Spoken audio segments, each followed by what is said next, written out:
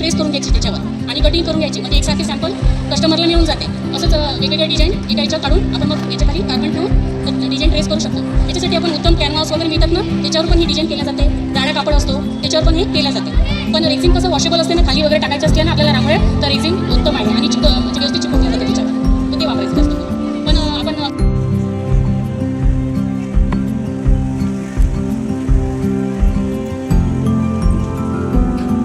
असं कट करून घ्यायचं काय, हे बघा.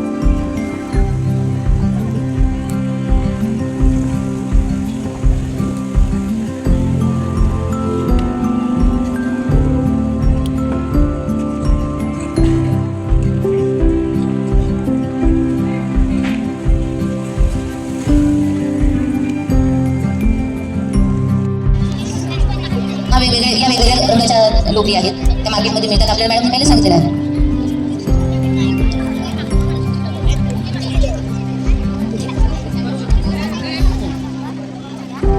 याला फर उलन म्हणतात, फर उलन.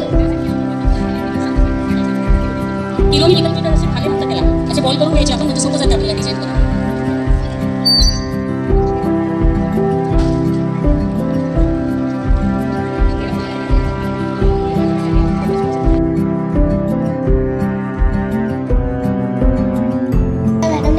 सगळं छान बनवून दाखवलं. आम्ही पण ते बनवून पाहिलं. मला ते खूप इझी आणि छान पण वाटलं. ते आपल्या घरासाठी पण खूप उपयोगी आहे. आपण त्याला रांगोळीमध्ये डेकोरेशनसाठी खूप जागी उपयोग करू शकतो आणि मला ते बनवताना इझी पण वाटलं आणि मला आवडलं पण.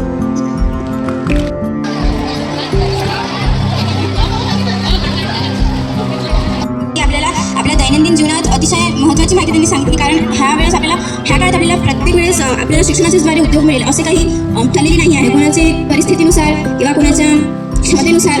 तर ह्यावेळी आपण स्वतःच्या जीवनात निराशा न निर्माण करून जर आपला स्वतःचा उद्योग उभारण्याचा प्रयत्न केला तर त्या हिशोबाने ही माहिती अतिशय चांगली आहे. आपण आपल्या स्वतःचे, आपल्या कुटुंबाचे ह्या माहितीनुसार पोट भरू शकतो, आपल्या काही गरजा आपण पूर्ण करू शकतो. आणि म्हणून या प्रकारची माहिती आपल्याला नेहमी महत्त्वाची आहे आणि त्यासाठी मी मॅडमचा धन्यवाद करते.